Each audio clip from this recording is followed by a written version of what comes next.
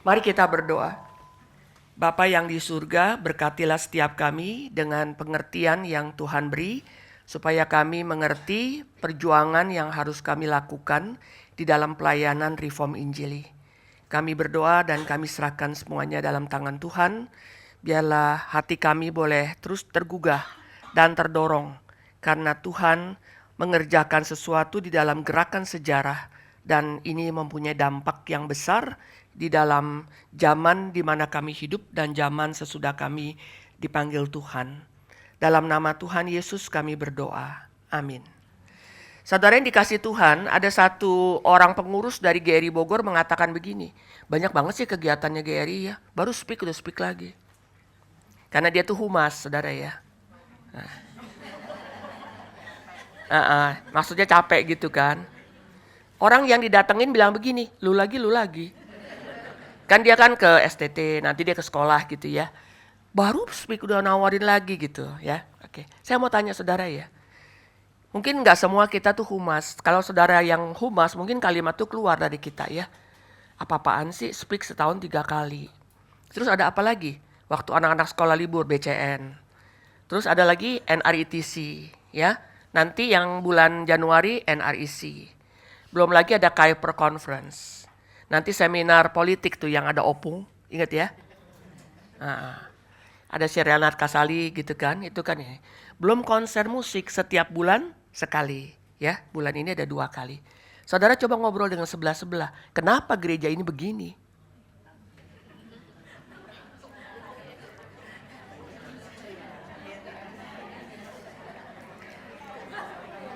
Saya yakin saudara dari gereja lain gak ada yang seperti ini. Ya, paling-paling gereja lain tuh ya, besarnya pelayanan yang gede gitu ya, Paskah. Anak-anak cari telur gitu ya. Camp remaja, camp pemuda gitu kan. Nanti besar lagi Natal, ada drama, ada begini, ada begitu gitu ya. Biasanya nih di gereja, saya bilang nih gereja Protestan lah ya, saya nggak tahu, saya nggak pernah ke gereja yang lain soalnya. Mereka tuh cuma acara Paskah, Jumat Agung Perjamuan Kudus, nanti yang ramenya lagi Natal. Ya, kita itu saudara bisa saban bulan, ya kan? Saudara jangan lihat saya ngobrol. Oke, kita sekarang dengar ya, kita hormati ada kaum bapak.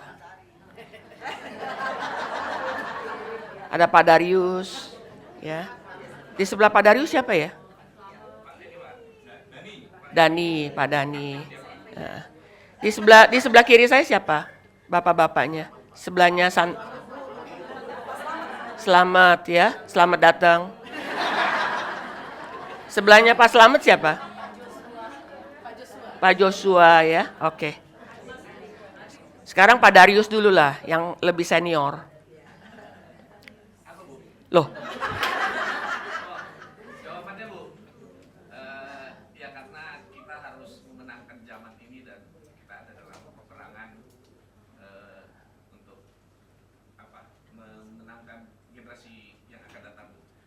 wah luar biasa nih, sudah reform ya. Kita berikan tepuk tangan dong ya. Kalau Pak Dani? Saya kan humas. Ya sering ke gereja, sekolah, ya lu lagi gitu, itu udah biasa lah. Cuma maksudnya kenapa kita terlampau sering? Ya kita luber. Jadi kita kemana-mana karena firmannya lipat. Karena kita punya firman yang luber, jadi kita kemana-mana gitu ya. Pak Selamat? Pak Selamat ini apa humas? Istri yang humas ya. Ha?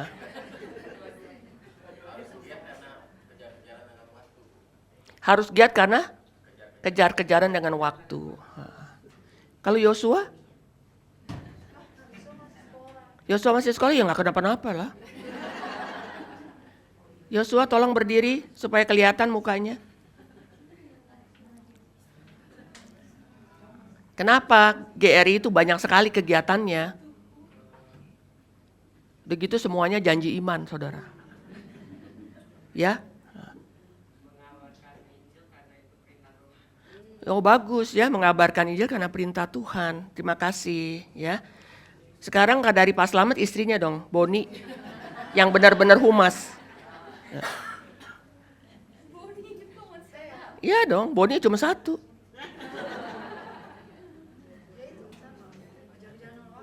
Kejar-kejaran mau waktu ya, oke. Saudara-saudara, hari ini ya, ini menjadi inti dari seluruhnya daripada kalian punya keberadaan di GRII dan seluruh pelayanan. Saya sampai di pusat tuh kagum ya. Kalau event besar ya, yang melayani banyak sekali, apalagi konsumsi saudara ya. Banyaknya luar biasa. Transportasi mau jemput tamu luar negeri, mau jemput tamu bahasa Mandarin yang kita nggak bisa ngomong, udah ada datanya tuh. Apa kabar ini Mandarinnya? Nanti namanya siapa ada Mandarin. Padahal kita nggak ada yang bisa Mandarin kan. Itu nekat banget sih sebetulnya ya. Tapi udah dilaksanakan lah ya. Saya bersyukur. Dan sangat bagus saudara boleh mendengar pada hari ini ya. Begini saudara. Yang namanya GRII ini lahir dari satu gerakan sejarah. Gerakan sejarah itu namanya historical movement. Tuhan yang memiliki sejarah itu selalu memanggil orang. Kalau saudara ikut kebaktian di pusat, Tuhan memanggil yang namanya Abraham. Ya, Kejadian pasal 12. Keluar dari negara kamu, dari kampung kamu, dari keluarga kamu keluar. Ada panggilan. Dan kalau kita baca di Ibrani 11, cerita mengenai Abraham dan Musa itu paling banyak saudara. Ya. Saudara bisa dengar lah, ini bisa dengar nanti rekaman atau masuk ke websitenya GRI Singapura. Itu sudah dibahas. Lalu Keluaran 12, Tuhan panggil lagi Musa. Kamu menghadap Firaun karena aku mau membawa bangsa yang besar ini. Jadi di dalam setiap zaman itu ada panggilan saudara. Ya.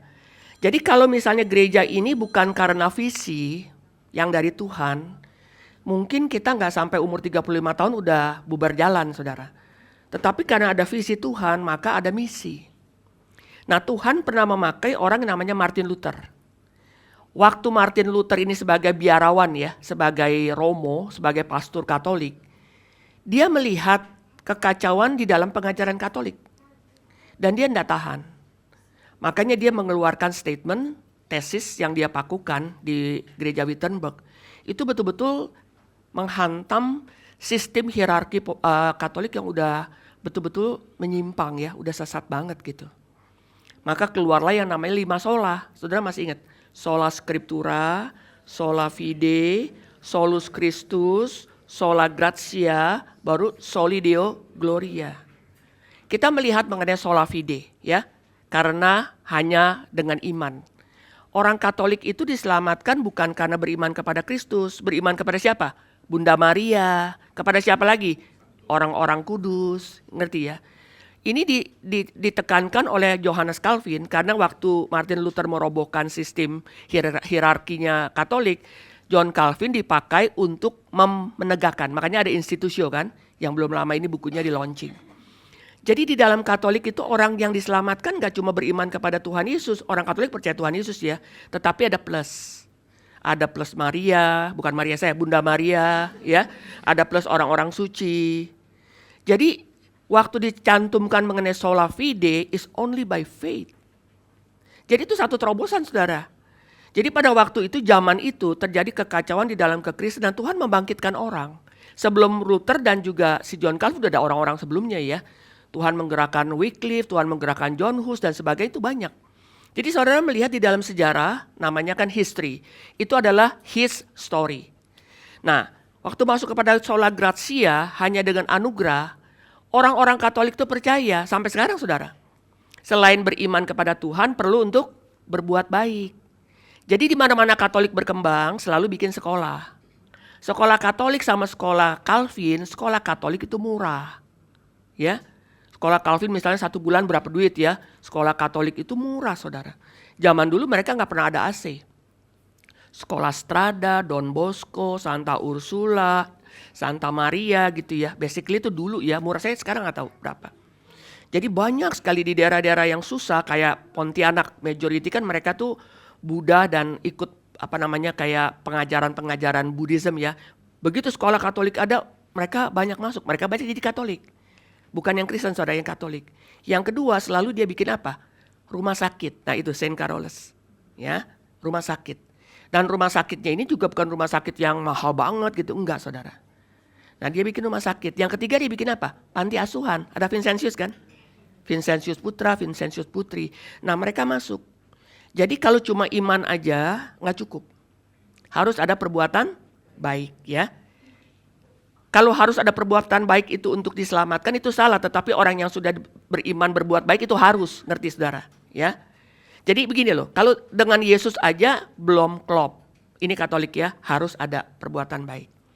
Jadi mereka itu tidak memberitakan Injil melalui perbuatan sosial, ya. Mereka itu istilahnya mengajarkan agama Katolik, saudara.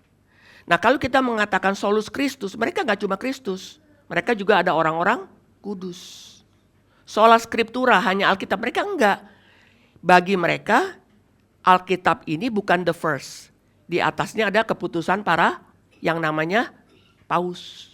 Konsili-konsili gereja, baru ini Alkitab. Maka reformasi menekankan the only otoritas yang tertinggi adalah the Bible. Ya, sama dengan orang HKBP saudara. Di atasnya adat, baru sini Alkitab. Nah ini didobrak. Baru yang berikutnya adalah Soli Deo Gloria. Jadi pada waktu itu Tuhan membangkitkan orang-orang ini. Pada zaman itu kekristenan sudah dibawa ke dalam zaman kegelapan. Ya, orang-orang itu dipakai saudara oleh Tuhan. Jadi ini namanya adalah gerakan sejarah. Kenapa kita mempunyai kegiatan segitu banyak seabrek-abrek? Karena di dalam gerakan Reform Injili itu mulai di Indonesia, bukan dari Amerika. Gerakan Reform saja itu sudah 500 tahun, ini mulai dari Eropa. Ya, tapi gerakan Reform Injili itu dimulai di Indonesia, orang Indonesia, pikiran Indonesia, uangnya Indonesia. Jadi nggak ada bantuan Belanda. Pada waktu Belanda menjajah Indonesia selama 400 tahun, Belanda mendirikan gereja tetapi Belanda tidak memberitakan Injil. Jadi gereja yang didirikan Belanda gereja reform, teologinya reform tapi Injilinya nggak ada.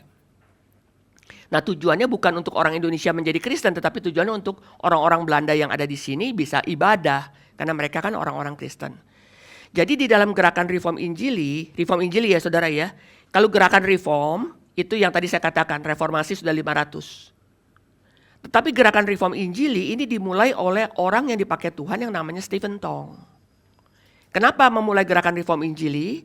Saudara mesti melihat setelah Perang Dunia Kedua, yang namanya Eropa Timur itu menjadi komunis. Masih ingat ya ceritanya tembok Berlin memisahkan Barat dan Timur. Yang kedua yang namanya Eropa Barat itu menjadi sekular.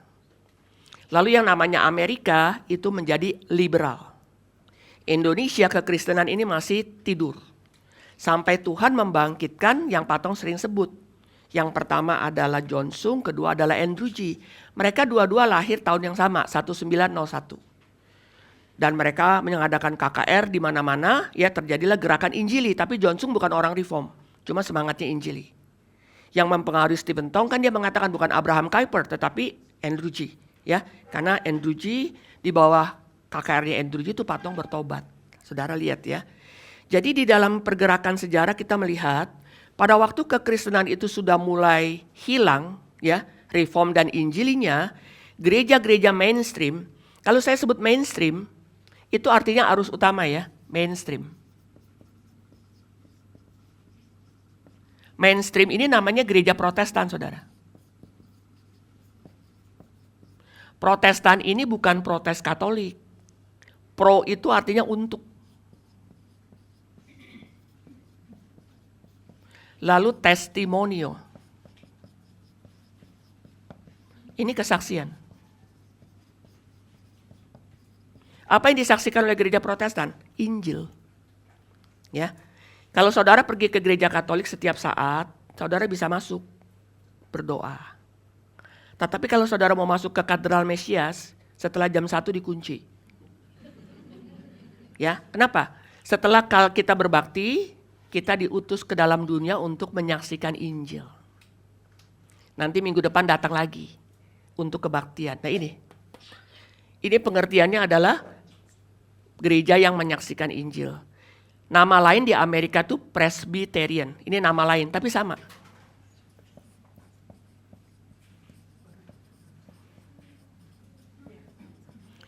Presbyterian ini dari kata presbyteros, bahasa Yunaninya.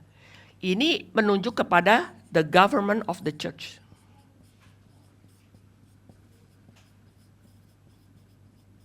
Kalau saudara lihat ya, GPIB, HKBP, GKI ya, ini Presbyterian. Maka yang govern the church, yang mengelola gereja dan pelayanan itu para majelis. Nanti mereka memutuskan, oke, kita mau ada camp remaja, pendeta tinggal khotbah gitu. Pendetanya tidak mengurus hal-hal rencana apa dan sebagainya, enggak. Itu dari majelisnya. Nah ini sama, tapi ini dipakai di Amerika. Presbyterian Church. Ada namanya yang disebut PCA. Kalau di Amerika. Presbyterian Church of America. Ini reform. Yang sebetulnya, yang sebelumnya adalah PCUSA. Presbyterian Church of United States of America. Ini liberal. Ya. Jadi begini saudara. Mulai abad 19 ya. Kekristenan, kita bicara kekristenan. Eropa Timur jatuh ke dalam komunisme. Komunis. Eropa Barat menjadi sekular. Lalu Amerika masuk ke dalam yang namanya liberalisme. Ya. Kenapa hal ini perlu kita pelajari, saudara?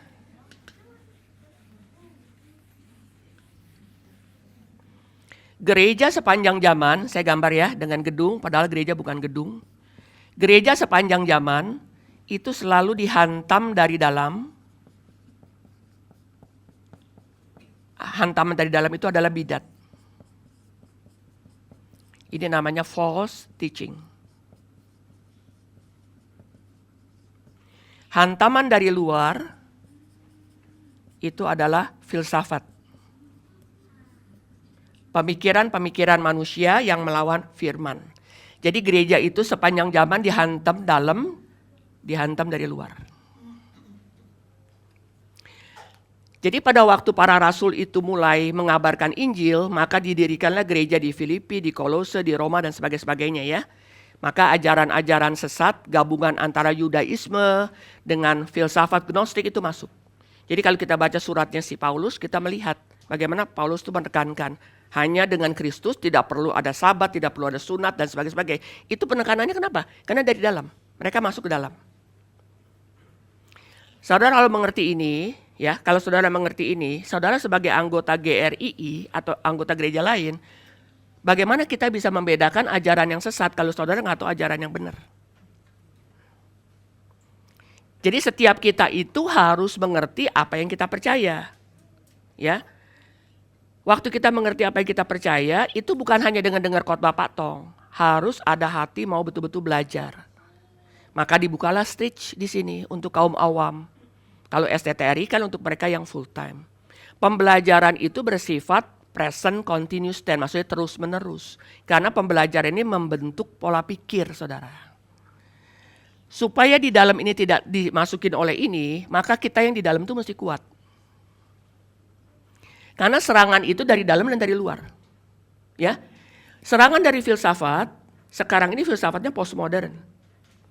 Jarang ada generasi muda itu hormati orang tua. Emang gue pikirin gitu ya. Mereka tuh gak hormat, saudara. Oh, mau omanya lewat, kayak tante lewat, ya cuek. Kalau dia cuek tuh kayaknya cool, keren gitu. Itu filsafat, itu masuk. Anak kita kan hidup dalam zaman ini. Dan sekarang tuh masuknya lebih hebat melalui media sosial. Ya. Nanti cuplikan yang namanya TikTok itu cuma berapa detik, saudara. Itu langsung lancip di pikiran anak-anak kita. Kalau istilah you only live once, ya, wah itu udah menggema di dalam diri para pemuda. Kapan lagi gitu ya. Mereka mengumbar kesenangan secara jasmani. Jadi kalau kita melihat tantangan gereja seperti ini, saudara, berapa pergumulan yang sangat berat buat setiap orang yang menjadi orang Kristen ya, itu bagaimana kita bisa menghadapi arus. Ini saya hapus dulu ya.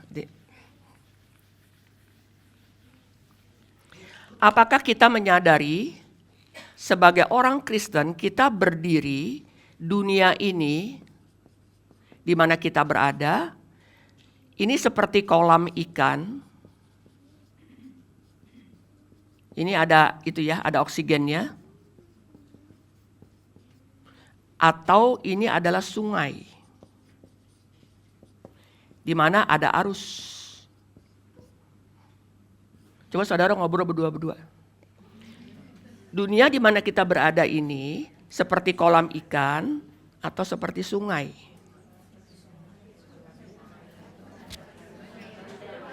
Oke, udah ya. Menurut Ibu Farinda, dunia di mana kita hidup seperti kolam ikan, kalau Kus Plus bilang kolam susu. Atau seperti sungai yang ada arus. Saudara masih ingat anaknya seorang gubernur yang meninggal di Swiss? Dia berenang di laut apa berenang di sungai? Kenapa dia mati? Bawa arus ya. Saya tanya saudara, seberapa hebat saudara bisa berenang? Dia bisa melawan arus. Dunia ini ada arusnya. Kenapa kita serius dengan firman Tuhan? Khotbah mesti ekspositori gitu ya.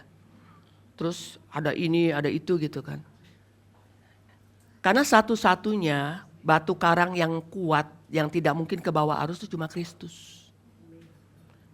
Seberapa saudara mengenal dia? Dan juga anak-anak kita. Jangan heran waktu anak-anak kita sekolah minggu ikut BCN, ikut NRITC, kayaknya mereka baik-baik ya. Begitu mereka selesai kuliah, dia bilang, aku ini LGBT mam. Saudara pingsan, atau saudara kelenger, atau saudara bagaimana. Ada yang mengatakan, mama tahu gak aku sekarang tuh udah agnostik, aku gak percaya Tuhan. Mamanya sampai bingung saudara, apa salah guru sekolah minggu, apa salah daripada pembina remaja gitu ya. Kita main cari-cari kesalahan ya. Saudara dan saya itu tidak akan imun terhadap arus. Ridwan Kamil punya anak itu berenang bukan di kolam, di sungai yang tenang. Tapi di bawahnya ada arus. Karena sungai semua akan bermuara di laut, betul kan? Iya. Makanya bayinya Musa ditaruh di antara lalang-lalang, jadi nyangkut istilahnya. Karena kalau di tengah, ya arusnya lewatnya sampai ke laut, banyak buaya pula di sana di pertemuan sungai sama laut kan. Iya. Saudara sadar ya, saya tanya, apa yang kita lakukan sih untuk iman kita, untuk anak-anak kita? Ya cukuplah seminggu sekali ke sekolah minggu gitu ya. Bayangin saudara, seminggu sekali ke sekolah minggu 1 jam. Lalu dia dari Senin sampai Sabtu, apa yang masuk ke otak dia? Nanti kalau terjadi sesuatu pada anak-anak kita mulai nyari. Pak Tong sih khotbahnya nggak dimengerti, udah tua, ngomongnya ulang-ulang ya. Kita nyalain guru sekolah minggu, kita nyalain Pak Tong. Saudara kalau sadar sebagai orang tua ya, ini arus dunia itu menghantam semua lini daripada hidup kita saudara. Kalau saudara mempunyai pengetahuan teologi ya, tetapi kita tidak betul-betul mendalaminya dan tidak menghidupinya, no one is immune, pasti ke bawah. Ya. Ada jemaat-jemaat yang mengatakan begini, Bu Maria, suami saya kebaktian di itu, GRII, setelah dia selingkuh. Terus aktif pula pelayanan di GRI sebagai penyambut atau sebagai kolektan gitu ya. Jadi kalau yang selingkuh larinya ke GRI. Karena di sini pada kagak kenal kan? Gitu. Beberapa jemaat di Singapura ya, saya bilang, kamu nikah papi gak ada. I didn't invite him. Sampai begitu saudara, pahitnya anak itu. I did not invite him. Papa saya itu anggota GRI Pusat loh Bu Maria. Begitu saya di pusat lagi sekarang ya. Yang mana bapaknya juga saya gak tahu. Ada betul-betul kepahitan yang luar biasa. Saudara sadar gak ini nih sesuatu yang sangat very dangerous ya. Very dangerous. Saya tidak mengatakan kepada anak-anak kita termasuk saudara dan saya. Berapa banyak di antara kita ini tenggelam dalam nonton drama Korea. Itu nonton tuh sampai jam 3 pagi, sampai jam 4 gitu ya. Itu udah kebawa sama medsos. Dan apa-apa semuanya ada di medsos. Itu arus loh saudara. Kalau saudara dan saya tidak betul-betul menyadari dunia ini adalah arusnya, ya sekalipun kita Kristen GRI ya, kita akan kebawa arus. saudara pasti kandas. Apalagi anak-anak. Berapa banyak anak-anak kita ini sudah tidak di GRI? Sudah di mana? Nggak tahu saya. Mereka tidak lagi. Kenapa? Karena arus itu akan membawa mereka. Begitu mereka studi, mereka pulang, sudah ada pemikiran yang beda. Ada lagi yang mengatakan begini, anak saya kuliah Bu Maria di sana tapi nggak ada GRI, nggak apa-apa dah sementara ke gereja karismatik. That is culture in making. Sekarang kalau dia udah biasa di situ dengan lagu-lagunya, balik ke GRI, nyanyi lagu yang tadi Ibu Shelly ajak saudara, dia nggak nyanyi. Kenapa? Nggak semangat, nggak seru dan sebagainya. Mau datang ke GRI? Enggak. Bahaya saudara. Ya, jadi kita melihat ini saudara mesti sadar dulu. Gereja sepanjang zaman selalu dihantam dari luar dan dari dalam. Gereja bukan gedung ya, maksudnya orang. Berapa kuat di dalam kita? Beriman, mengerti yang kita percaya, dan kita betul-betul mempunyai fondasi yang kuat. Karena kalau bicara iman, saya selalu menekankan begini. Kalau bicara iman itu ada dua hal yang perlu kita mengerti. Saya tahu yang saya percaya. Personally ya. Yang kedua, saya tahu apa yang saya percaya. Itu semuanya ada di dalam Alkitab. Kalau dua hal ini saudara mengatakan saya Kristen udah dibaptis di GRI tapi kita kagak ngerti dua-duanya. Saudara tuh cuma orang Kristen tetapi saudara sebetulnya tidak beriman. Karena iman kita dengan agama lain itu berbeda saudara. Iman kita itu di dalam relasi secara personal dengan Kristus. Ini ya. Saya ajak saudara lihat sejenak ya mengenai konsep gereja. Mari kita buka dari Matius pasal yang ke-13. Matius pasal yang ke-16 saudara, maaf, ayat yang ke-13.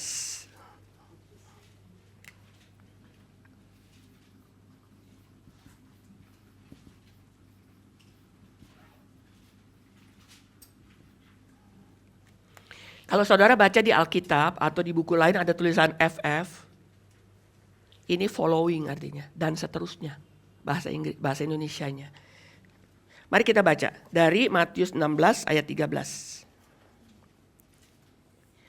Setelah Yesus tiba di daerah Kaisaria Filipi, ia bertanya kepada murid-muridnya, kata orang siapakah anak manusia itu?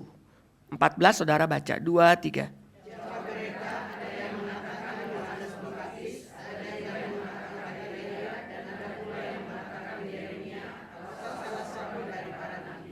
Lalu Yesus bertanya kepada mereka, tetapi apa katamu, siapakah aku ini? 16.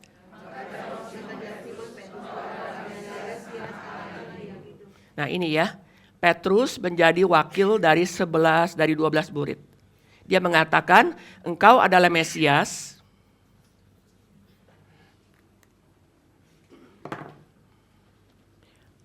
Berarti menekankan mengenai kemanusiaan. Kemanusiaan Kristus. Engkau adalah anak Allah yang hidup. Ini menekankan sifat ilahi daripada Kristus. Ini Mesias, Juru Selamat, ini adalah Tuhan.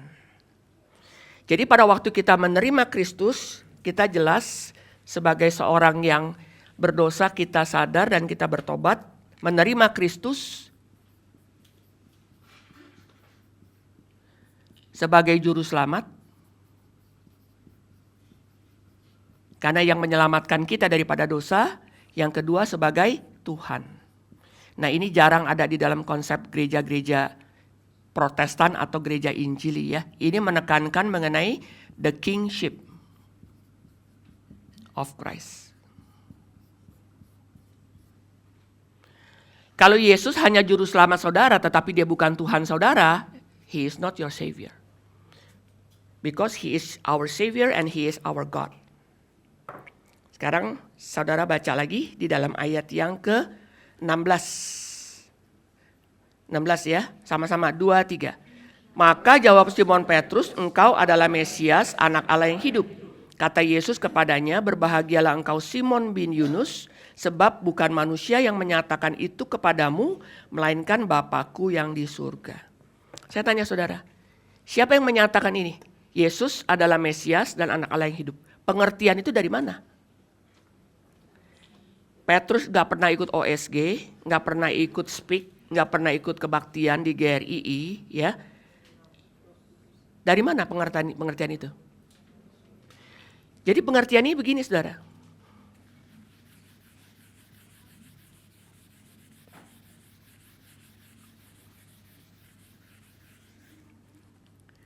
Allah menyatakan dirinya kepada kita di dalam alam, ya, itu disebut wahyu umum. Wahyu umum. Ini disebut general revelation. Di dalam general revelation, Allah menyatakan diri di mana semua manusia sadar bahwa Allah itu ada. Dia menyatakan diri melalui yang namanya adalah alam. Ya, dia menyatakan diri. Waktu manusia melihat ciptaan Allah yang begitu hebat, manusia menyadari pasti ada penciptanya. Allah di dalam wahyu umum menyatakan diri kepada manusia secara langsung bahwa dia adalah Allah. Dia memberikan kepada manusia hati nurani.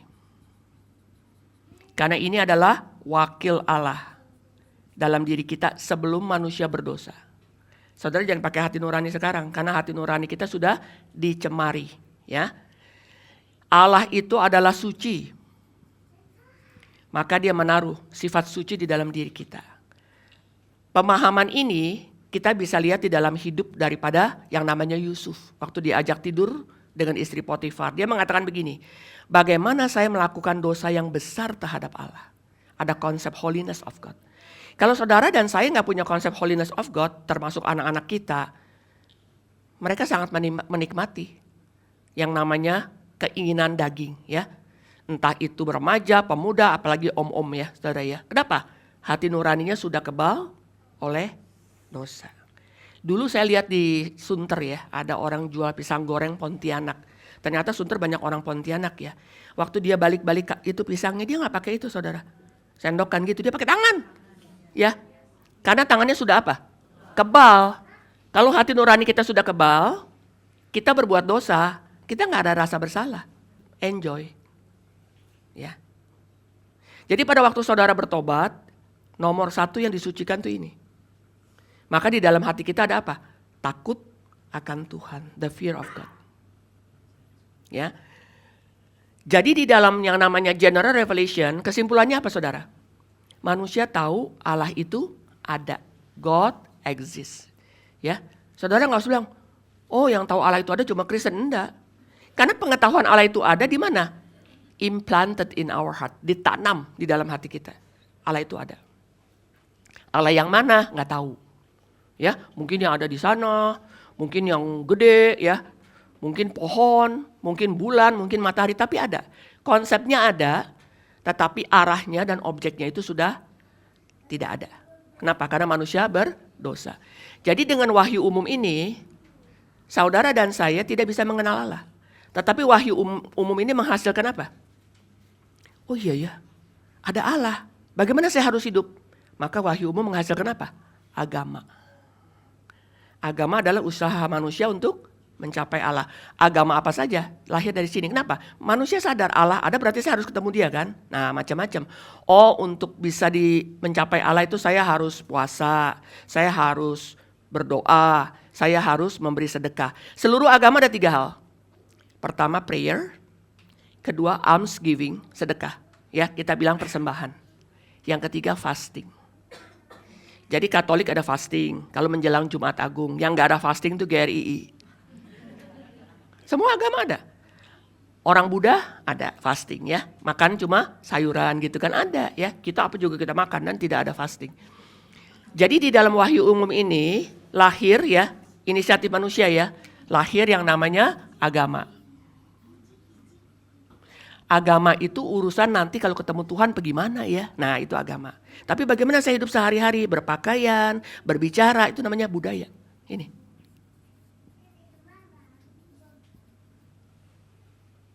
Oke, kalau saya gambarkan ya. Ini saya hapus dulu.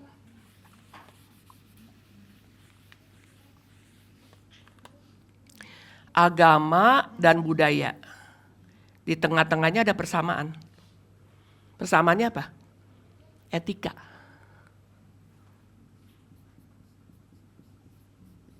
Ini agama, ini budaya. Ini bagaimana manusia hidup hari selepas hari di dunia. Ini bagaimana nanti kita hidup ketemu Tuhan di sana. Apa yang mesti dilakukan manusia? Berbuat baik. Jadi kalau misalnya orang, semua agama sama mengajarkan yang baik. Betul nggak itu? Betul. Ini betul. Ya. Semua agama sama mengajarkan baik, betul nggak? Betul. Tetapi, baru masuk. Karena kalau agama saja dari wahyu umum, manusia tidak bisa mengenal siapakah Allah. Pengenalannya kan sudah tidak ada. Konsepnya ada, idenya ada, tapi relationship-nya putus. Ya, oke. Sekarang saya hapus ini.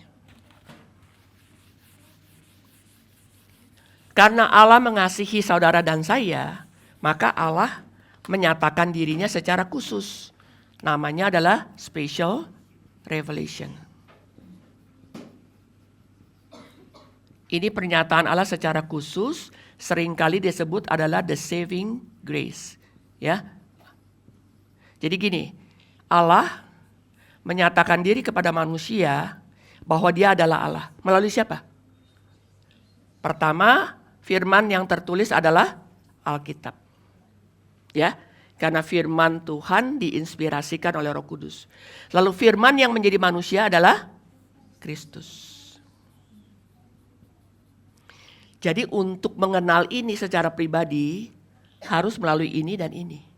Makanya para reformator mengatakan apa? Sola scriptura. Ya, nggak ada embel-embel tambahan. Karena antara perjanjian lama dan perjanjian baru, di tengah-tengahnya ada buku-buku namanya apokrifa, the hidden books. Nah itu yang menjadi dasar doktrin Katolik. Ada purgatori, ada nanti sakramen ini, 7 sakramen saudara, termasuk sakramen perminyakan. Nah ini yang ditekankan. Karena Allah rela mengasihi manusia, maka dia sendiri menyatakan diri untuk manusia bisa mengenal dia. Bukan saya bisa mengenal Tuhan, Tuhan yang menyatakan diri. The first is the Bible. Ya, the Bible is inspired by God. Jadi dengan kita membaca firman Tuhan, kita akan mengerti Kristus itu siapa. Kristus di dalam PL dalam bentuk nubuat atau janji. Kristus di dalam PB di dalam penggenapan. Jadi dengan dua ini baru manusia bisa ke sini.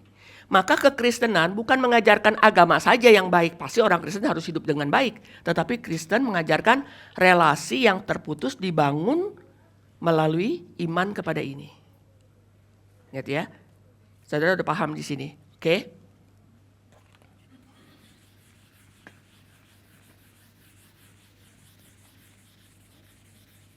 Sekarang kita kembali ke Matius pasal 13.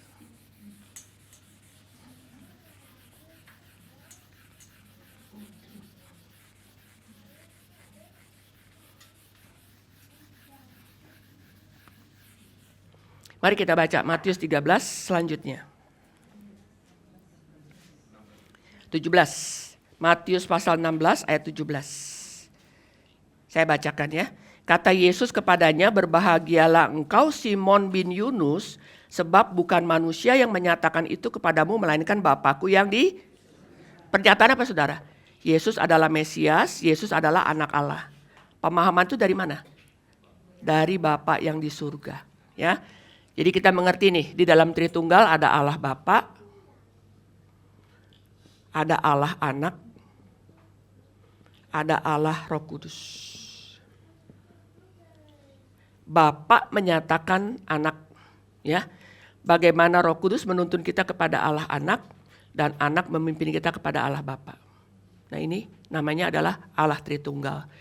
Berarti kita bisa mengerti siapakah Kristus itu melalui wahyu khusus. Kalau Allah tidak menyatakan dirinya kepada manusia, tidak ada yang bisa mengerti ini. Saya tanya saudara, yang menginspirasikan Alkitab siapa? Paham ya? The Bible is inspired by God. Waktu kita baca Alkitab, kita mengerti siapa? Kristus. Lalu tidak ada orang dapat datang kepada Bapa kalau tidak melalui anak. Iya kan? Dia membawa kita ke sini. Jadi secara khusus Allah menyatakan dirinya melalui inspirasi daripada Roh Kudus, yaitu Alkitab yang tertulis. Ini pekerjaan ini. Oke. Lalu Roh Kudus membawa kita kepada anak. Karena Roh Kudus memberikan kepada kita kesadaran kita berdosa dan kita perlu bertobat, datang kepada Tuhan. Lalu setiap orang yang percaya kepada Yesus Kristus, Yohanes 1 ayat 11, diberi hak menjadi anak-anak Allah. Kita menjadi adopted sons of God. Ya. Lalu kita panggil apa? Bapa kami yang di surga. Allah menjadi Bapa kita karena Kristus adalah Juru Selamat dan Tuhan kita. Nah ini wahyu khusus. Oke, sekarang saudara melihat ya, ini gereja, artinya orang Kristen kan. Ini Tritunggal ini menjadi dasar. Jadi waktu kita mengaku pengakuan iman rasuli kan, aku percaya kepada Allah Bapa, aku percaya kepada Kristus, kepada Roh Kudus, kepada gereja kan. Ini menjadi the Apostle Creed, pengakuan iman rasuli. Ini yang kita sebut Saban Minggu.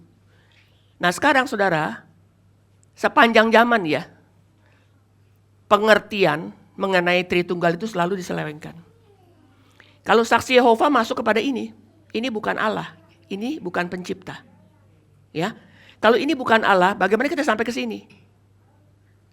Dan caranya mereka menjelaskan mengenai Alkitab, mungkin kita semua juga kalah, saudara. Hebat sekali mereka hafal ya, tetapi dengan pengertian yang salah. Jadi kita melihat Allah Roh Kudus itu menginspirasikan, menginspirasi. Allah Anak itu menebus, menyelamatkan, menebus, ya. Ini mengampuni dosa, menyelamatkan. Allah Bapa itu adalah Allah yang mencipta. Allah Bapa mencipta, Allah Anak menebus, Allah Roh Kudus menginspirasikan. Oke. Saya tanya Ibu Lili Wun ya. Betul kan Ibu Lili ya? Oke. Bagaimana kita bisa mengerti Allah Bapa dan Allah Anak? Siapa yang menolong kita? Roh Kudus. Bagaimana kalau konsep Roh Kudusnya salah? Kita nggak sampai ke sini dan nggak sampai ke sini. Jadi pemahaman ini saudara bisa baca di buku institusi, udah pada beli kan? Nggak tahu kapan bacanya ya, bacalah. Mulai sekarang baca, satu-satu tema aja dulu baca. Nah di situ akan membentuk pemikiran kita. Kenapa saudara? Kalau kita sendiri tidak kuat dalam fondasi ya, pasti kita sendiri akan terbawa arus. Nah kalau kita sebagai papa mama terbawa arus, bagaimana keturunannya? Kita nggak jadi contoh. Apalagi kita tersinggung sedikit pindah gereja, tuh anak pindah-pindah sekolah minggu. Jadi dilihat kelakuan orang tuanya bagaimana. Oke, yuk kita baca lagi. Dalam ayat yang ke-18, saudara baca. 18 ya, 1, 2, 3.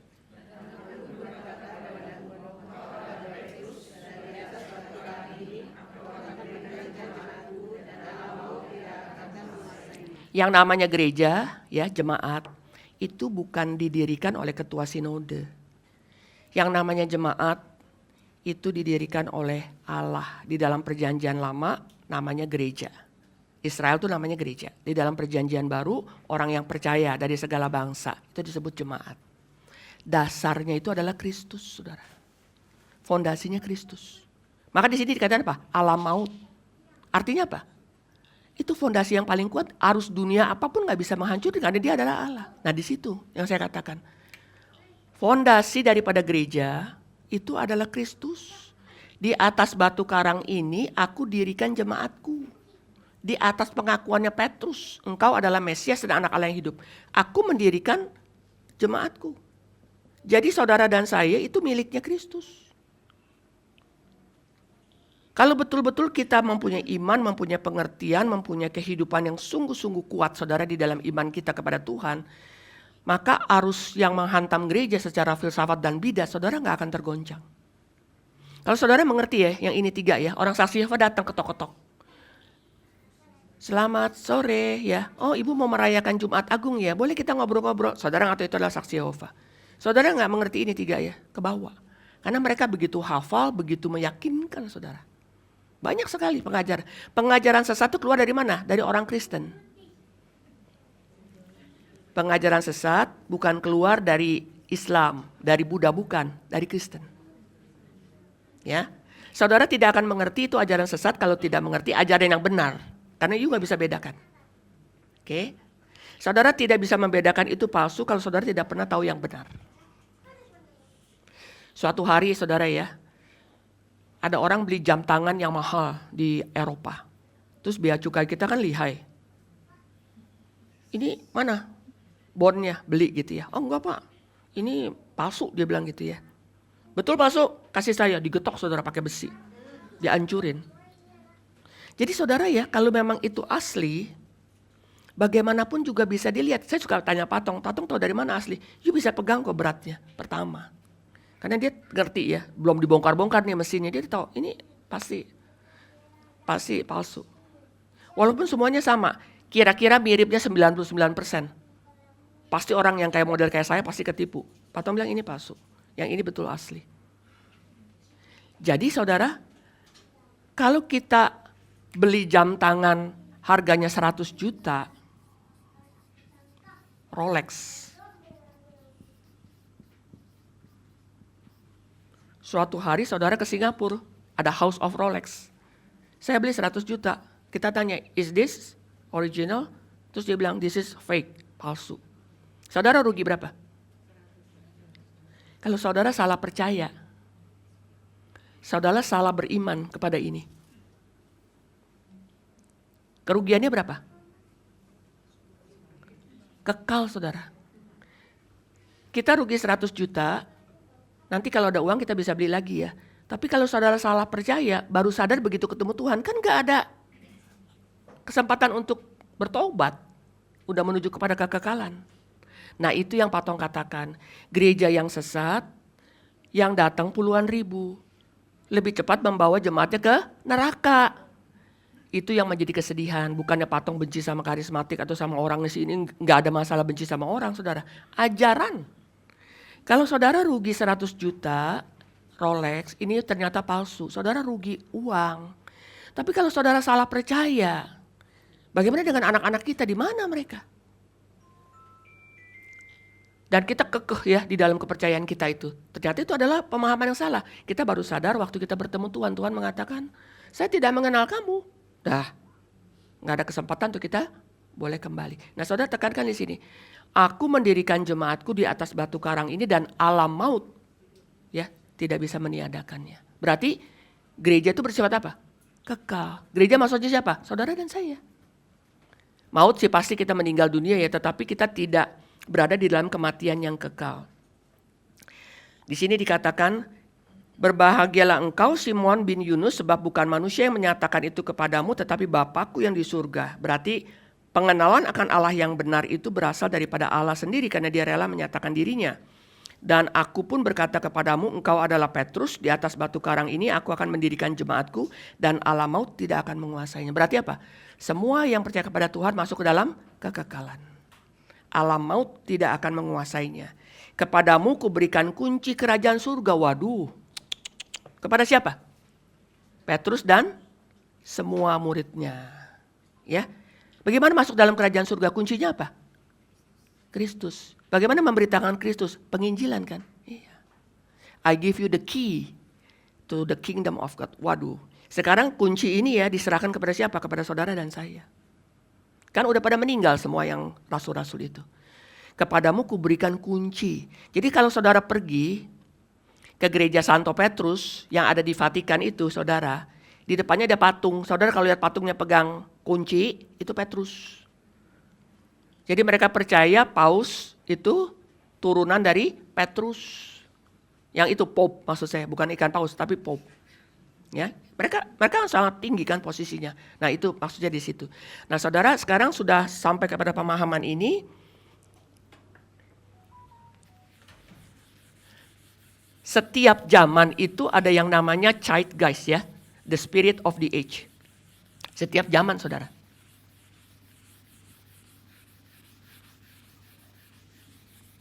Setiap zaman tuh ada spirit zaman, ya, disebut the spirit of the age.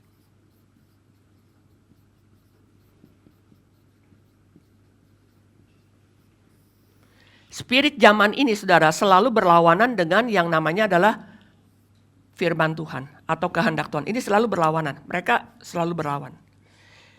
Maka, saudara melihat, ya, setelah Eropa, lalu Amerika ini meninggalkan ya. meninggalkan Tuhan. Ini sudah masuk ke dalam liberalisme. Segala sesuatu yang namanya supernatural, coba Ibu Murni sebutkan supernatural. Enggak ada Ibu Murninya ya. Ila deh. Supranatural. Supranatural itu di dalam Alkitab sesuatu yang bersifat di luar alam. Misalnya, Petrus berjalan di atas air, ya. Secara logika nggak bisa diterima. Jadi semua yang namanya mujizat itu ditolak. Lalu Yesus lahir dari anak darah Maria, nggak mungkin, ya. Jadi Alkitabnya sama, saudara, ini yang dibuang apa? Semua yang ada supranatural. Yesus mati bangkit itu nggak ada. Gerejanya namanya gereja apa? Gereja Presbyterian. Tetapi mereka cuma percaya moralitas Yesus yang baik. Tetapi mereka menolak keilahian. Ya. Nah itu abad 19. Oke. Sekarang abad keberapa saudara? 21 kan? Apa yang terjadi dengan gereja-gereja Presbyterian sekarang? Mereka setuju dengan LGBT. Mereka lakukan aborsi. Ya. Saudara, ini bukan hal yang mudah loh. Ini sudah ditanamkan selama 100 tahun lebih. Kenapa gereja itu betul-betul adalah satu pelayanan yang sangat-sangat luar biasa. Semua yang melayani di gereja mengerti sifat gereja, ya saudara tidak akan melayani sembarangan dengan gentar saudara. Karena yang namanya gereja itu dibeli oleh darah Kristus. Dan gereja itu kekal, ya. Mungkin gedung ini ya nanti 100 tahun lagi mungkin dibom misalnya. Tapi kita yang percaya ini akan tetap bersama dengan Tuhan. Mungkin nggak ada gedungnya, tetapi imannya itu tidak akan kandas karena alam maut. Saudara bisa bayangkan, semua yang mengerti hal ini melayani sebagai diaken, diakones, sebagai penatua atau sebagai apa saja lah. Saudara mengerti pelayanan gereja itu sangat penting. Maka saudara melihat pergeseran itu terjadi karena gereja-gereja itu mengalami kesuaman. Jadi mereka kebaktian. Bicara Yesus yang moralnya baik. Lama-lama orang-orang itu gak mau kebaktian lagi. Mereka kalau di Jerman ya, mulai Friday mereka minum-minum bir, nonton bola. Nanti Minggu baru mereka pulang. Makanya kalau kita ke Jerman saudara ya di liftnya dekat MRT bau pesing, pada kencing di situ saudara. Karena pagi-pagi kan saya ke gereja karena mau kebaktian itu bau banget. Rupanya mereka yang udah ini. Jadi begitu udah weekend ditanya, "You mau sama saya?" Jadi udah mulai ganti-ganti pasangan saudara. Itu misalnya di München gitu ya, di Berlin apalagi saudara. Jadi mereka sudah hidup tuh udah betul-betul uncontrollable. Itu Eropa saudara. Amerika demikian juga.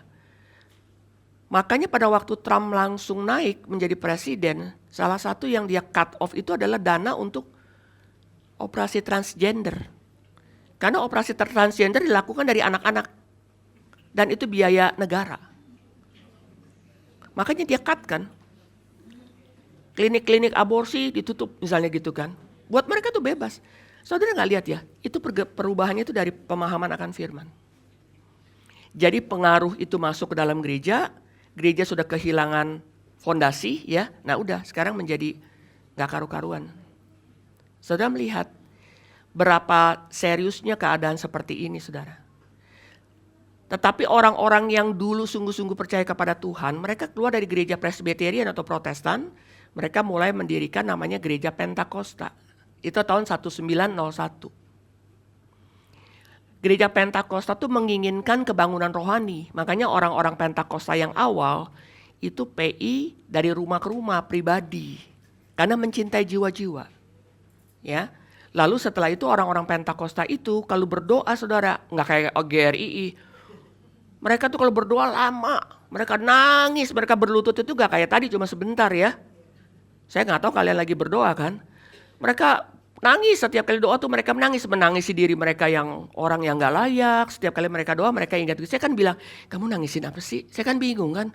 Setiap kali nangisin. Kita harus sedih kan sekali-sekali masuk terus-terusan. Iya mengingat Tuhan sayang saya jadi saya sedih gitu. Oh gitu. Juga ada orang-orang yang belum percaya jadi saya nangis. Jadi mereka nangis meraung-raung segereja saudara ya.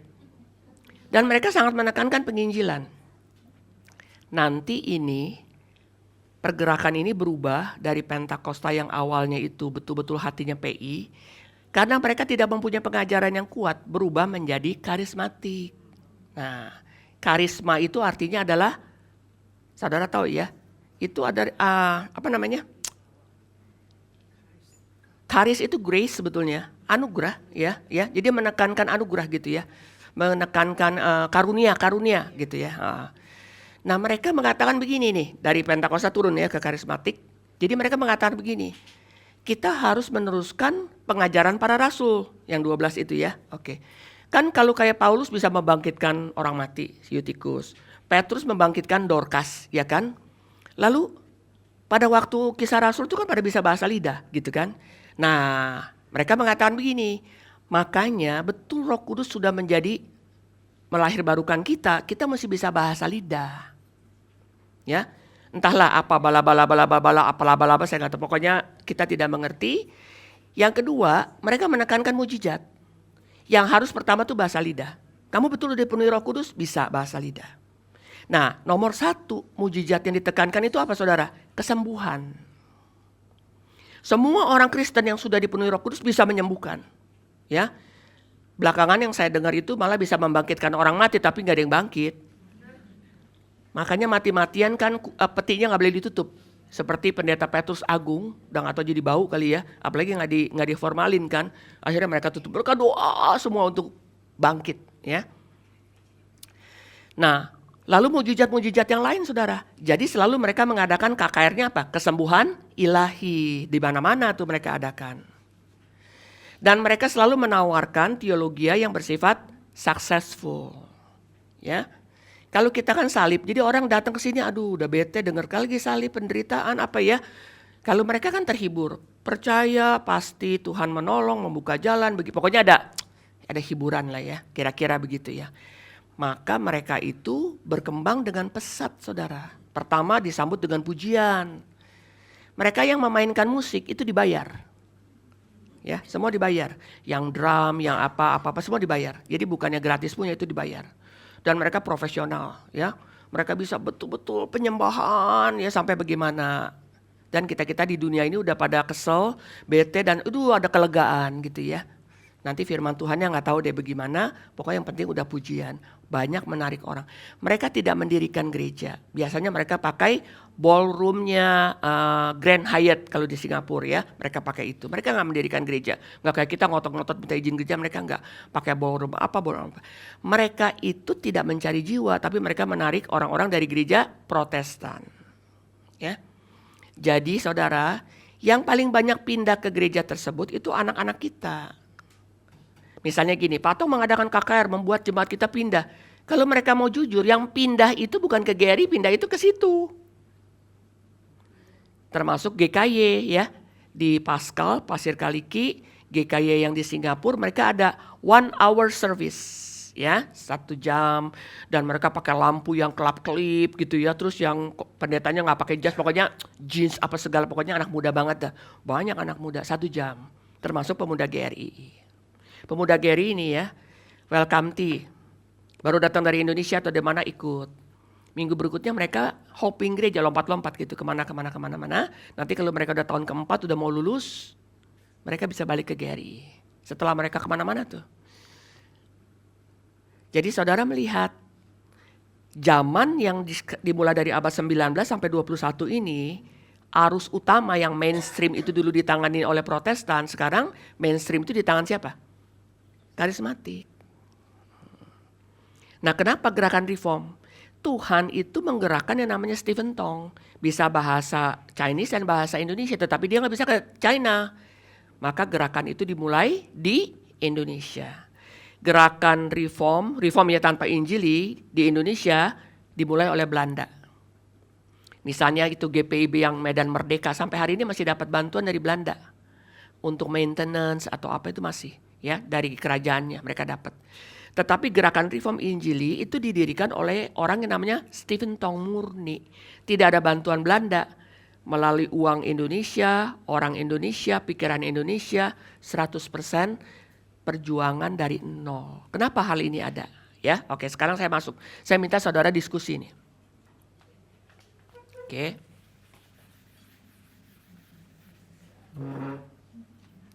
Reform itu adalah ajarannya, doktrin, ya. Doktrin atau ajaran. Apa artinya reform, Farinda? Back to the Bible, ya. Kembali kepada Alkitab.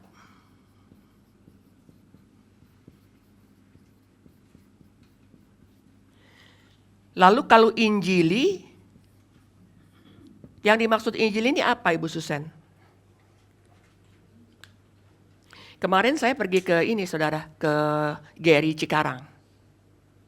Jadi pertemuan begini juga ya, banyak para pengurusnya datang. Ada yang tanya gini, Bu, reform Injil itu maksudnya teologi reform dan teologi Injili?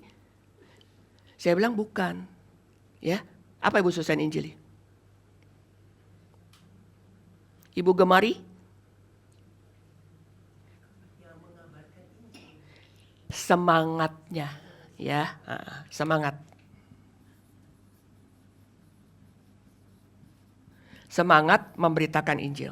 Oke. Gereja-gereja yang di Amerika, yang di Belanda sekarang, itu gereja apa? Gereja Reform, tetapi tidak Injili. Oke. Nah, Reform, pengajaran yang kuat ya.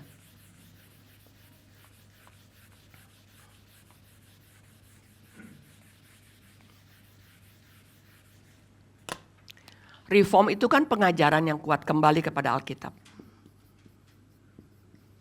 Pengajaran yang kuat itu seperti tulang belakang. Ya, seluruh tubuh kita ini banyak tulang ya. Tulangnya kuat. Oke. Injili ini kan satu semangat ya. Diumpamakan tubuh, ada darah. Ya. Lalu ada oksigen.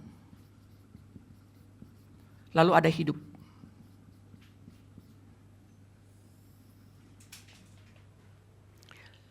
Saya tanya saudara ya, kalau gereja ajarannya reform, tetapi tidak ada Injili, akibatnya apa? Ngobrol ya dengan sebelah-sebelah. Gereja yang menekankan Injil saja, nggak perlu doktrin. Nggak usah ngomong doktrin, nggak usah. Pokoknya yang penting Injil, di mana-mana beritakan Injil ya. Akibatnya apa? Sekarang ngobrol. Oke, saudara-saudara. Yang namanya gereja CRC, Christian Reformed Church, itu ada di Amerika, ya, CRC, Christian Reformed Church, ini di Amerika. Ini pagi hari Minggu kebaktian, habis kebaktian tanya jawab sama pendeta, kalau ada pertanyaan, sorenya PA. Sepanjang hari itu dia belajar, ya. Jemaatnya dari berapa puluh tahun yang lalu, 300, yang tua-tua mati, anak-anaknya sampai sekarang 300. Ya kan? Akibatnya apa, Ibu Sosiawati?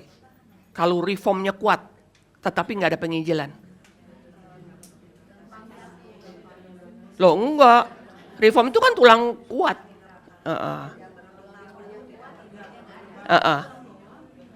Apa Ibu Evira?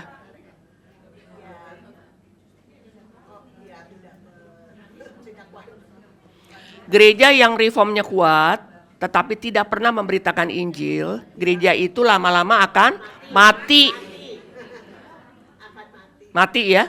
Kayak kerangka nih jalan-jalan kan tengkorak, ya kan? Sekarang orang itu tubuhnya ada, tetapi nggak bisa berdiri, kan nggak ada tulang. Ada tubuh, ada darah, ada oksigen, ya, ada hidup, tapi nggak ada tulang. Dia mesti didorong-dorong pakai kursi roda kan? Jadi apa lama-lama? Lemah, paham saudara? Lemah dalam hal apa? Waktu ada ajaran yang lain masuk, dia ke bawah arus. Iya. Nah, kenapa Pak Tong mendirikan gerakan reform Injili? Supaya apa? Supaya tulang punggungnya kuat dan semangatnya penuh dengan cinta kasih untuk memberitakan Injil. Makanya waktu terakhir tuh, waktu ada sidang sinode yang Desember, dia mengatakan harus kejar kuantitas. Sebab apa? Kalau gereja tidak memberitakan Injil, hanya kuat di dalam doktrin, ikut stretch, ikut seminar, ikut speak, semuanya ikut ya. Tapi kita nggak ada cinta kasih kepada orang yang belum percaya. Kita ini kan akan tua dan mati, betul kan? Bagaimana dengan anak-anak kita, generasi kita yang lain? Makanya Pak Tong secara pribadi itu sangat-sangat menekankan penginjilan. Udah umur 85 dia kapin, kadang-kadang dia mesti pakai perahu, mesti apa ya. Dia tetap mau ke Rusia untuk penginjilan, Uzbekistan, usianya udah uzur ya saudara ya. Tetapi tanpa orang itu diinjili bagaimana dia bisa betul-betul mengenal Kristus. Memang semuanya itu adalah karena Tuhan yang sudah memilih, tetapi kan Tuhan minta tanggung jawab kita. Nah, dia itu mempunyai semangat demikian, maka GRII kalau jemaatnya setelah Pak Tong meninggal, ini di masterclass dia kemarin agak emosi. Jangan bilang 4 generasi gereja tutup. Sesudah saya masih ada nggak yang memberitakan Injil? Dia bilang begitu. Dia dengan emosi banget ya. Tidak memberitakan Injil berarti bunuh diri. Maksudnya gereja bunuh diri gitu ya. Karena doktrinnya kuat, kita nggak PI, itu gerejanya nggak bertumbuh. Maka gereja-gereja di Eropa bukannya mereka jual kepada Dunkin Donat atau jual kepada masjid, bukan. Nggak ada lagi orang yang berbakti untuk bayar listrik. Nggak ada kan, mereka kalau datang udah rambut putih semua ya, udah nggak ada income. Mereka kan pensiun. Satu meninggal. Lama-lama udah nggak kebaktian. Generasi mudanya di mana? Tonton bola. Nggak ada yang ke gereja. Karena Eropa dilanda oleh sekularisme. Nah itu kosong. Daripada itu dihancurin kan bangunan bersejarah. Disewalah sama McDonald misal seperti begitu. Jadi banyak gereja-gereja di Eropa jadi bukannya gereja lagi, jadi toko lah, jadi apa segala, kan nggak ada orangnya. Jadi kalau doktrinnya kuat tapi tidak penginjilan, itu akan mati. Tapi kalau kita menginjili tanpa ada doktrin yang kuat, kita lemah. Sama dengan orang yang nggak punya tulang kan. Maka beliau menggabungkan. Jadi reform Injili ini bukan dari Amerika saudara. Teologi reform itu sudah 500 tahun. Tetapi melihat, sekali lagi ya, ini dari Pak Tong. Beliau adalah orang yang mempelajari sejarah. Yang kedua, Yang kedua, beliau adalah orang yang menganalisa sejarah. Dia melihat begini, gereja reform di Amerika, di Eropa, di mana-mana, gerejanya tidak bertumbuh dan akhirnya mati. Jadi akhirnya dijual ya kepada restoran atau sebagainya. Tetapi Injili yang seradak seruduk ini bahaya sekali. Karena tanpa ada dasar yang kuat, iya kan? Maka dia katakan, mulai dengan gereja reform Injil Indonesia. Nah sekarang kembali ya kepada gerakan reform. Gini saudara. Gerakan reform dimulai dengan didirikannya STEMI.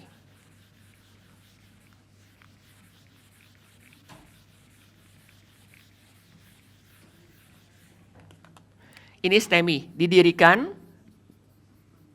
tahun 1975 di Amerika. Foundernya pendeta Stephen Tong, co-foundernya adalah Dr. Yahya Ling. Lalu STEMI ini berada di Hong Kong, Singapura, Malaysia, Taiwan, berbasis Mandarin ya, ada semua. Sampai di Jakarta. Lalu dimulailah Sinode GRII tahun 1989. Jadi kalau sekarang saudara di GRII itu ada karena ini. Karena ini melakukan apa? Penginjilan. Jadi beliau mengatakan begini Pak Tong ya, penginjilan will end up by building a church. Nah ada GRII. Nah sekarang tahun 2025 yang namanya GRII ini sekarang sudah 90 lebih secara jemaat. Jadi tersebar di mana-mana saudara. Nah ini sebelum ada GRII Pak Tong mulai dengan Speak ya. Speak itu dimulai 1984. Nanti kalau saudara lihat videonya salah. Leoni mengatakan 1985. Saya panitianya kok. Saya ada di situ, saya sama Didi sama Pak Yosef Cakra. Jadi saya di sini ini sudah 40 tahun lebih. Speak yang pertama. Sekarang kalau saudara ikut Speak, udah Speak generasi kedua kan. Dulu waktu Speak ini saudara, 84, 85, itu Stephen Tong saja. Beberapa hari. Sekarang kan 1 hari full ya. Iya. Dulu cuma beliau, makanya ada buku tuh, Allah Tritunggal, Iman, Ratio, dan Kebenaran, itu dari Speak yang pertama. Oke. Nah ini bersifat interdenominasi. Ya, jadi kalau saudara humas kemana-mana pakai nama ini. Kenapa? Ini interdenominasi. Yang ini denominasi. Jadi orang yang mau dengar khotbah reform, mau belajar katekisasi reform, mau ikut sekolah minggu reform, ini wadahnya. Ini bersifat interdenominasi. Ini dua-duanya ada akta notarisnya. Jadi kalau misalnya, oleh Patong mau kapin di mana? Di Sulawesi Selatan nanti bulan Juni ya. Mereka minta mana aktenya. Jadi bukannya yayasan Kristen yang abal-abalan, saudara betul-betul terdaftar dan kita nggak ada nama yang buruk ya. Nah saudara melihat ini betul-betul untuk semua. Kita mengadakan speak, bahkan ada yang minta beasiswa dan sebagainya. Kenapa? Supaya gereja-gereja lain boleh mengerti reform Injili karena kita sedang berperang. Waktu Johannes Calvin sama Martin Luther berperang itu menghadapi satu Katolik. Sekarang kita menghadapi apa saudara? Menghadapi liberal, kita menghadapi postmodern, menghadapi karismatik dan sebagainya. Jadi saudara melihat gerakan ini menghadapi peperangan. Di sini sayap liberal, di sini sayap karismatik. Karismatik punya masa yang banyak kan? Tetapi ini tidak mungkin mewakili kekristenan sejati. Jadi Patong mengatakan, we have to gain the mainstream. Nah ini peperangan. Untuk berperang, mesti ingat teorinya para tentara. Satu komando. Dan harus kita sehati. Kalau kita berperang, kita mesti tahu musuh itu apa kelemahannya, kekuatannya. Karena kita nggak mungkin menang kalau kita nggak mengerti mereka punya kekuatan. Kita mesti mengerti ini apa dan ini apa, kita melawan. Membawa zaman ini kembali kepada firman Tuhan. Nah ini kenapa ada speak, ada nanti BCN dan sebagainya ya. Kayaknya kita kurang kerjaan saudara. Karena kita lagi melawan arus ini. Nah terakhir ya, ini Ibu Happy udah ingatkan saya untuk jangan terlalu panjang. Terakhir saudara, ini nasihat dari Pak Tong ya. Pak Tong mengatakan begini, those who have content should have the container. Mereka yang punya teologi reform, punya semangat Injili, harus punya container. Misalnya saya, mungkin saya tidak mempunyai pabrik terigu ya, tapi saya punya toko, distributor terigu. Toko itu saya punya, owner. Jadi yang kedua kita mesti mempunyai satu sense of belonging. Gereja ini, wadah ini adalah milik kita. Waktu saya pergi ke Spanyol saudara ya, ke mana saya perginya itu? Bukan ke Madrid ya, satu kota lagi Barcelona. Masuk ke restoran Chinese. Patong itu kemana-mana maunya restoran Chinese. Nggak ada yang enak restoran Chinese dibandingin di Jakarta maksud saya ya. Saudara tahu nggak yang kerja apa? Dari omanya, omnya sampai anak-anaknya itu mereka nggak pakai tenaga kerja yang bayar gitu. Semua keluarga itu yang anterin piring, yang apa gitu kerjanya mereka gitu. Maka di dalam kita melihat peperangan ini saudara ya, kita tuh harus bersatu. Musuh kita tuh bukan si A atau si B. Saudara kalau tersinggung terus gak datang lagi di OSK gitu ya. Pak tuh ngomong itu kok menyinggung saya gitu ya. Ya gak ada habis-habisnya kita urusan tersinggung aja kita gak bisa bertumbuh gitu ya. Bagaimana kita berperang melawan zaman. Jadi perlu ada satu kesatuan. Yang pertama, yang punya konten harus punya kontainer. Jadi kita yang mempunyai teologi reform bisa khotbah reform bebas di GRII. Nah itu kontainernya yang dibikin oleh Patong. Misalnya saudara lulusan reform, saudara misalnya masuk ke gereja Kalam Kudus atau saudara ke GKY. GKY sama Kalam Kudus itu terima hamba Tuhannya macam-macam. Dari Saat, dari STT Bandung, dari mana. Saudara sendiri khotbah reform itu akan disidang sama mereka. Khotbah lu begini, benar. Sampai orang dari STT yang di Kemang ya masuk ke Kalam Kudus yang di Pekanbaru. Dia bilang, bu saya udah gak tahan deh 6 tahun. Gila gue disidang sama majelis semuanya sama hamba Tuhan setiap kali habis khotbah gitu ya. Akhirnya dia keluar. Makanya Patong katakan should have the container. Container ini wadah. Yang kedua dia mengatakan apa? Kita orang reform Injili harus merebut arus utama. Sekarang arus utama dipegang sama karismatik karena dia paling banyak jemaatnya ya. Kita harus merebut. Nah yang berikutnya adalah yang ketiga, mesti punya sense of belonging. Ini bukan kalimat saya, ini kalimat Patong. Kalau kita nggak ada sense of belonging, sedikit-sedikit kita tersinggung, kita pindah, kita marah, cuma lucunya kalau tersinggung sama Patong pindah ke Kebon Jeruk, ya reform juga. Tersinggung sama Pak Anton pindah ke Buaran. Masih mau denger reform tapi nggak senang sama orangnya gitu pendetanya ya. Kita harus betul-betul melihat kepada perjuangannya saudara. Kita kalau di tentara kan nggak bisa bilang senang nggak senang. Kalau jenderalnya bilang maju berperang udah nggak pakai suka apa kagak suka. Iya kan, mesti satu komando begitu. Nah melihat tantangannya begitu berat, saya mengajak kita untuk pertama biarlah kita berbagian ya. dalam zaman kita ya. Biarlah kita bersama-sama ikut dalam pertempuran ini, peperangan ini. Biarlah Tuhan juga pakai kita menjadi berkat bagi generasi-generasi yang ada di bawah kita. Makanya bagaimanapun beliau capek ya, masih khotbah di BCN, masih isi NRITC ya. Padahal Pak Tong tuh berdiri itu nggak bisa saudara. Jadi kena diabetes kan, jadi syaraf tepinya di bawah itu sakit. Kenapa dia kalau melangkah di tangga kan dia nggak bisa, dia nggak kuat. Tapi kalau dia ngomong, dia masih bagus, pikirannya masih bagus. Jadi kalau dia khotbah dia kan selalu pegang ini. Kalau dia doa dia nggak tutup mata, bisa jatuh ke belakang, vertigo. Dengan keadaan demikian semangatnya itu seharusnya menginspirasikan kita ya. Kita kan masih sehat walafiat, jalan masih bisa, lari juga bisa gitu kan. Apalagi yang masih muda-muda di sini. Jadi 3 nih yang Pak Tong katakan. Yang punya konten harus punya kontainer dengan bebas. Maka Gary udah berkembang menjadi 90 lebih. Saya baru pulang dari Pangkal Pinang. Senin ya, terus jam 2 siang dijemput lagi ke Cikarang. Yang betul-betul melihat gerakan ini betul-betul menjadi berkat bukan untuk kita aja tapi untuk zaman di mana kita berada, kita harus punya sense of belonging. Peperangannya bukan antara si A sama si B, ajarannya. Kalau Pak Tong mengatakan karismatik begini-begini, itu bukan benci sama Philip Mantova, benci dengan si misalnya Pendeta Alex, nggak ada hubungan. Ajaran itu maksudnya yang bahaya, ya. Yang berikutnya kita mesti mengerti, yang punya konten harus punya kontainer, ya. Kita harus punya sense of belonging. Yang ketiga apa? Jangan lupa merebut kembali arus utama. Seperti Musa bicara sama Firaun, lepaskan 2 juta orang, wah itu merebut SDM-nya Firaun tuh 2 juta. Itu dengan kekuatan Tuhan karena ada panggilan Tuhan. Keluar semua itu kan kekuatan Tuhan. Kalau Tuhan gak kasih tulah ke-10, Firaun mana kasih keluar. Bawa mereka keluar jadi milik Tuhan ya. Kira Tuhan memberkati. Terakhir bisa lihat video. Bisa tolong ditayangkan.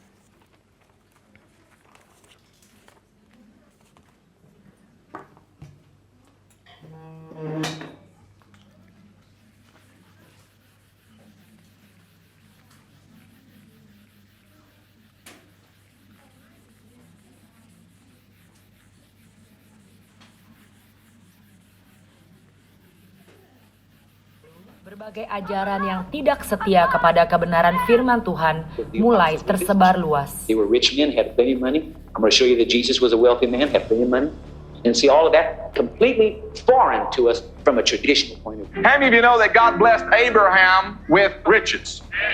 Blessed him with silver and gold. How many of you like silver and gold? Those of you that don't, you're in the wrong church. Inikah pekerjaan Roh Kudus? Inikah kekristenan yang sesungguhnya? Sejarah ada arus di tengahnya benang merah, dan benang merah itu tidak diwakili oleh karismatik karena mereka tidak setia sama firman Tuhan. Sejarah berjalan terus, liberal tidak berhak mewakili kekristenan karena mereka tidak percaya Allah itu Tuhan. Mereka tidak percaya Yesus anak Allah.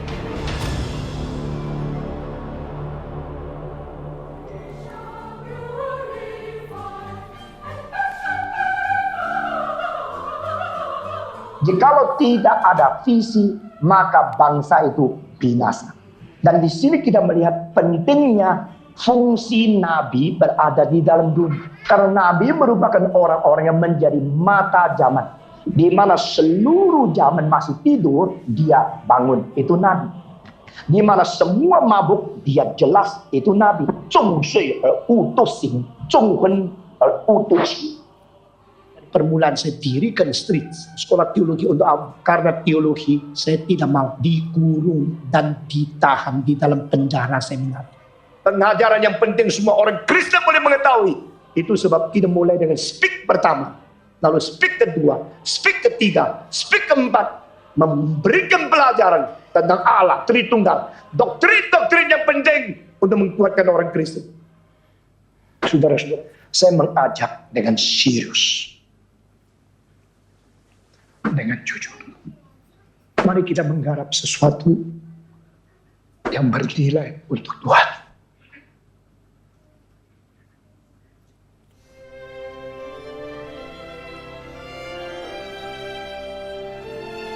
Selama tahun-tahun yang lewat, dengan lutut, dengan keringat, dengan suara teriakan daripada tenggorokan yang sudah parau, saya mengatakan firman Tuhan. Dan saya terus berdoa supaya kekristenan kuat, kekristenan teguh di atas firman, bukan di atas hal-hal yang lain. Saya mengharapkan pada satu hari kebaktian yang paling banyak orang datang mau dengar firman daripada Allah, mengetahui kehendak Allah, bukan mau menonton mujizat, bukan datang mau merame-rame mendapat keuntungan bagi diri sendiri. Rencana pribadi kita begitu ngotot mengerjakan. Rencana Allah kita geletakkan sudah begitu lama. Saudara tega terus melihat keadaan begini sebagai orang Kristen. Seminar pembinaan iman Kristen dimulai sejak tahun 1985 dan dengan setia diadakan setiap tahun untuk membawa orang-orang Kristen kepada pengertian akan kebenaran firman Tuhan. Dari hari pertama, reformator mengetahui reform bukan satu hal yang statis. Reform adalah satu gerakan yang tidak mau terkurung oleh kebanggaan keberhasilan, tapi terus menjelajah ke wilayah yang belum dijelajah. Gerakan reform ini adalah gerakan yang mempunyai satu tujuan yang besar sekali. Bagaimana membawa manusia kembali kepada Tuhan. Bagaimana membawa pengaruh Tuhan kepada seluruh manusia. Dan gereja itu menjadi sesuatu wadah di mana takhta Tuhan dilihat oleh dunia. Kristus diutamakan, pengaruh firman Tuhan di dalam semua bidang.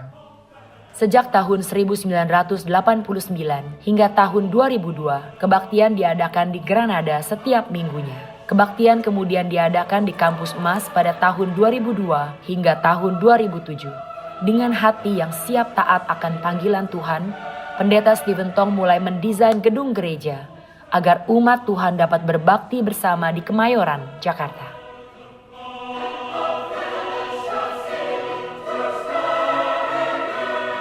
Pembangunan gedung Reformed Millennium Center Indonesia (RMCI) dimulai pada tahun 2006.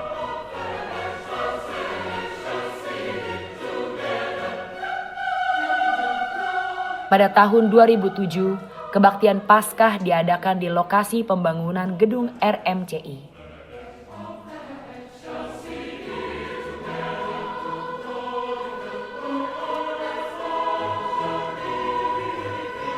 Hingga hari ini gereja Reform Injili tersebar di seluruh dunia. 44 cabang di Indonesia dan 32 cabang di luar Indonesia. 76 cabang di seluruh dunia. Injil adalah rencana Allah di atas semua rencana. Orang-orang beriman kepada Yesus Kristus diselamatkan karena anugerah Tuhan, dan di situ manusia diberikan hidup yang baru. Demi hidup yang baru, manusia diberikan kemungkinan bersekutu dengan orang yang berhidup baru menjadi gereja. Dan gereja adalah pusat daripada komunitas seluruh hidup manusia. Gereja adalah kekasih Tuhan Allah yang dicintai sampai mengorbankan Yesus Kristus mati di atas kayu salib.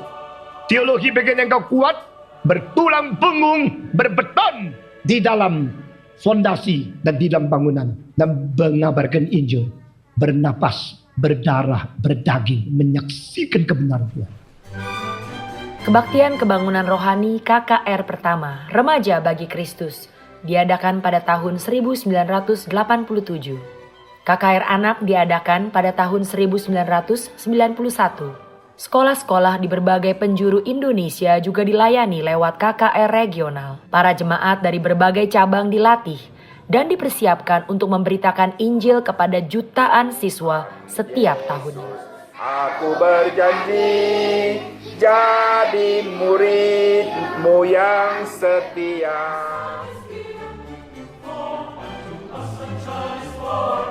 Kebaktian Pembaruan Iman Nasional, KAPIN, diadakan di berbagai kota di Indonesia dan dipimpin oleh Pendeta Stephen Tong. Dibandingkan dengan cinta dari surga, apa ketakutan untuk hujan? Menjunjung tinggi Kristus, jadikan dia Tuhan, meskipun engkau harus dibunuh, engkau tetap berjaga kepada dia. Itu iman Kristus. Usaha pekabaran Injil ini tidaklah lepas dari berbagai tantangan dan pergumulan. Terkadang seluruh tim yang melayani harus melewati jalan yang rusak atau naik perahu menuju tempat-tempat yang terpencil. Tidak pernah memadamkan semangat mengabarkan Injil bagi sesama.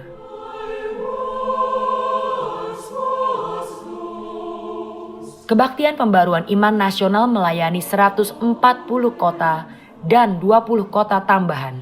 Tuhan menganugerahkan lebih dari 650.000 orang yang hadir dalam kebaktian Pembaruan Iman Nasional.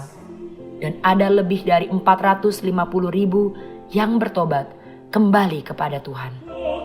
Jemaat dan pelayan Tuhan dari berbagai gereja, khususnya dari luar Jakarta, menyatakan kerinduan untuk dilatih dan dibina. Maka Konvensi Injil Nasional diadakan untuk memperlengkapi para hamba Tuhan, guru sekolah minggu, remaja, dan pemuda. Bolehkah kita mengerjakan pekerjaan Tuhan tanpa bantuan negeri? Boleh. Bolehkah kita bekerja tanpa minta dulu kepada orang kaya? Boleh. My God is a living God. Amin. Seturut dengan upaya mengembangkan potensi diri, STT Reformed Injili Internasional juga bekerja sama dengan berbagai sekolah tinggi teologi lainnya. Siapakah Stephen Tong? Siapakah si Johnson? Siapakah si Billy Graham? Semua itu orang lemah, orang kecil, orang hina, orang tak ada apa-apa. Kenapa Tuhan mau pakai saya ini? Sampai sekarang saya belum mengerti kenapa. To be good activist. Menjadi seorang yang berani bertindak. Sungai Yordan tidak akan pecah menjadi dua belah. Kecuali kakimu menginjak dulu. Coba lihat kitab suci. Itulah warisan daripada nenek moyang iman kita. Semua begitu. Mereka menjalankan, menggenapi kehendak Tuhan. Adalah karena mereka berani bertindak. Dengan tegas. Ini kehendak Tuhan, saya jalankan dulu. Di dalam pelayanan saya, tidak ada satu pelayanan yang uang sudah cukup baru saya mulai. Saya mulai dengan tindak dulu, baru Tuhan kasih uang. Sejak tahun 1999, Pendeta Stephen Tong melayani 5 negara dan membawakan khotbah ekspositori setiap minggunya. Demikian Pendeta Stephen Tong memeras tenaga dan waktu hidupnya untuk melayani Tuhan dan jemaatnya selama 21 tahun. Pada tahun 2017, Revo 500 diadakan di RMCI Kemayoran, Jakarta untuk memperingati 500 tahun reformasi.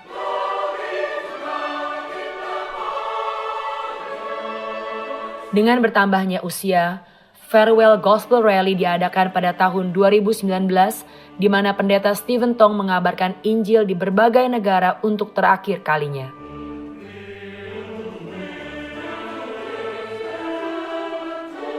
Pandemi COVID-19 yang melanda dunia tidak memadamkan semangat untuk meneguhkan iman Kristen dan menekankan pentingnya penginjilan di dunia.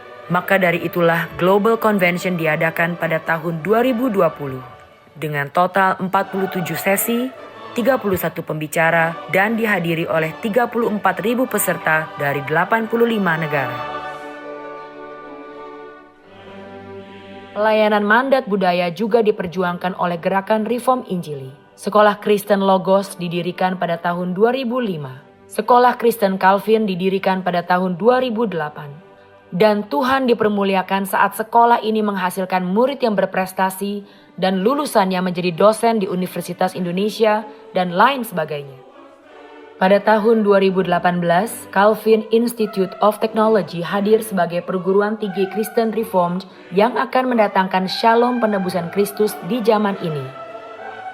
Reformed Center for Religion and Society, RCRS, adalah lembaga kajian agama dan masyarakat dengan tujuan mewujudkan peran umat Kristen dalam pembangunan bangsa dan negara. Pada tahun 2009, Galeria Sofilia didirikan untuk menjawab kebutuhan bangsa Indonesia akan pengenalan seni yang agung dan budaya yang tinggi.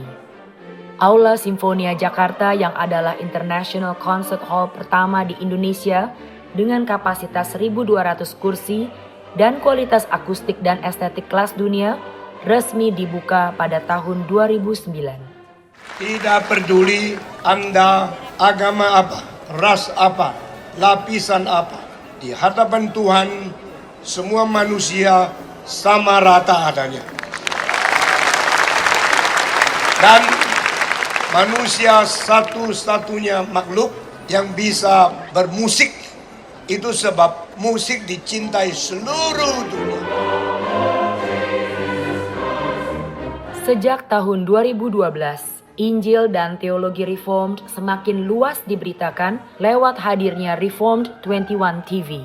Selama 24 jam setiap hari, berbagai tayangan disiarkan lewat TV kabel, online streaming, satelit, dan beberapa aplikasi Play Store lainnya. Melihat kurangnya literatur Kristen bagi pertumbuhan iman orang percaya di Indonesia, didirikanlah Pusat Literatur Kristen Momentum. Tuhan yang mencipta, Tuhan yang memelihara, adalah moto dari aksi kasih Gereja Reformed Injili Indonesia yang secara langsung menolong masyarakat di tengah kesulitan.